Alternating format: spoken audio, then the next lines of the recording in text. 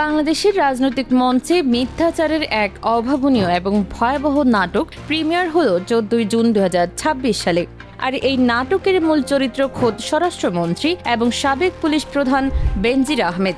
ক্ষমতার ওলিন্দে বসে থাকা বর্তমান সরকার এক অভাবনীয় মাস্টার স্ট্রোক চালল দেশের সাধারণ মানুষের চোখে ধুলো দেওয়ার জন্য।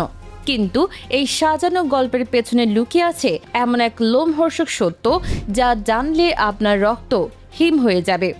যে সত্যটি ঢাকতে গিয়ে সরকার আজ সংসদের মতো সম্মানিত জায়গাকেও মিথ্যার ক্যানভাসে পরিণত করেছে। কেন দেশের স্বরাষ্ট্রমন্ত্রীকে সংসদে দাঁড়িয়ে মিথ্যা তথ্য পরিবেশন করতে হলো? কেন মূলধারার গণমাধ্যমগুলোকে একযোগে এক নির্দিষ্ট খবর ছড়াতে বাধ্য করা হলো?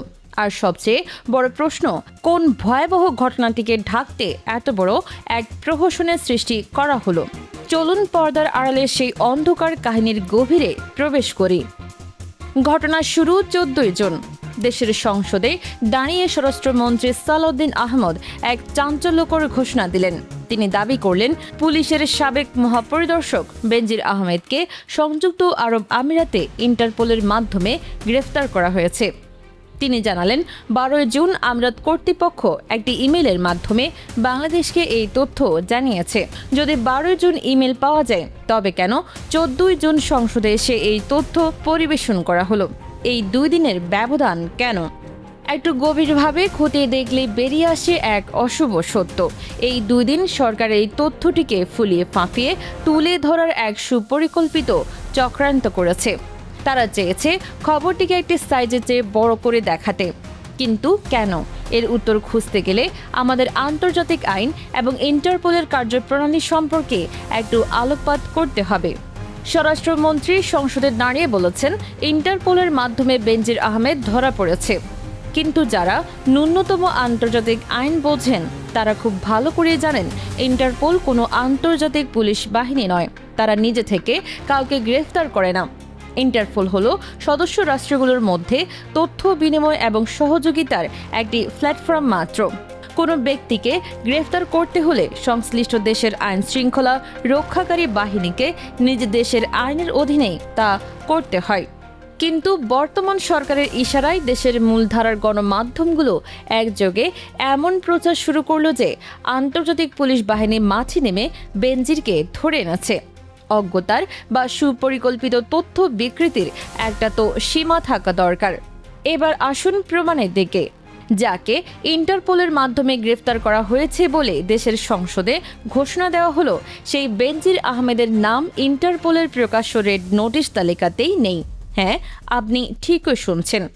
বর্তমানে বাংলাদেশে 59 জন নাগরিকের নাম ইন্টারপোলের রেড নোটিশ ডেটাবেজে রয়েছে। সেখানে বঙ্গবন্ধুর খুনি নূর চৌধুরীর নাম রয়েছে, বিভিন্ন দণ্ডপ্রাপ্ত অপরাধীর নাম রয়েছে। কিন্তু স্বরাষ্ট্রমন্ত্রীর দাবির বিপরীতে বেনজির আহমেদের নাম সেখানে কোথাও নেই। তাহলে রেড নোটিশই নেই, আর সেই ব্যক্তিকে ইন্টারপোলের মাধ্যমে গ্রেফতারের গল্পটি এলো কোথা থেকে? বাস্তবতা হলো একেবারেই ভিন্ন। সরকারের পক্ষ থেকে বেনজির আহমেদের পাসপোর্ট বাতিল করার কারণে এবং ভিসা জটিলতার কারণে তিনি আমিরাতে আটক পড়েছেন।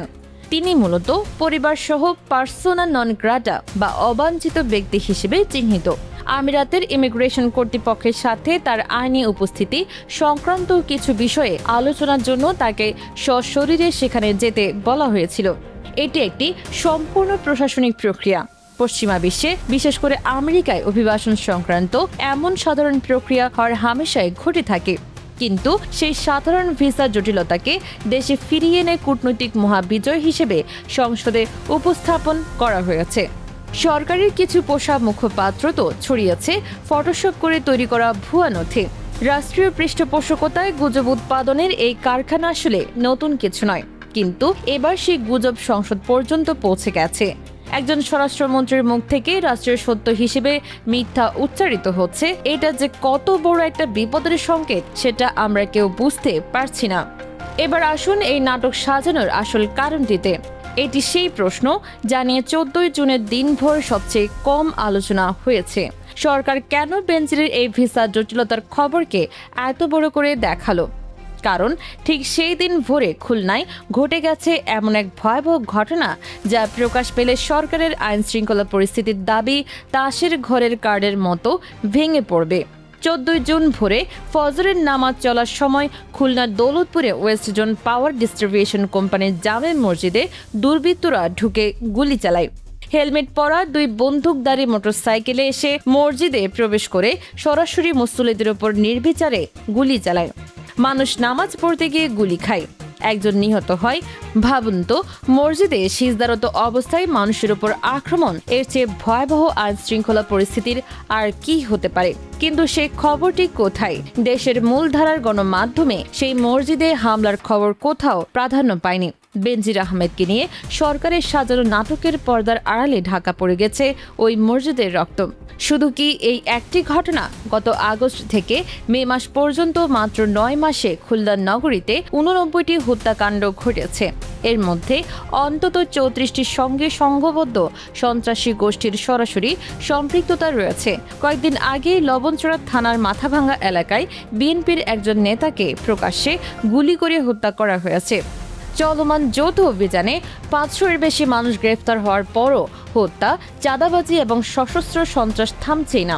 এই যদি হয় কেবল একটি বিভাগীয় শহরের চিত্র, তাহলে সারা দেশের অবস্থা কতটা ভয়াবহ সেটি কল্পনা করাও কঠিন। এই ভয়াবহ আইন শৃঙ্খলা পরিস্থিতির সঙ্গে যদি আরেকটি জাতীয় বিপর্যয়ের কথা যোগ করা যায়, তবে বুঝতে পারবেন সরকার কেন এত ঘাবড়ে গেছে। সারা দেশে হামে আক্রান্ত হয়ে শিশুদের মৃত্যুর বিষয়টি এখনও থামছে না।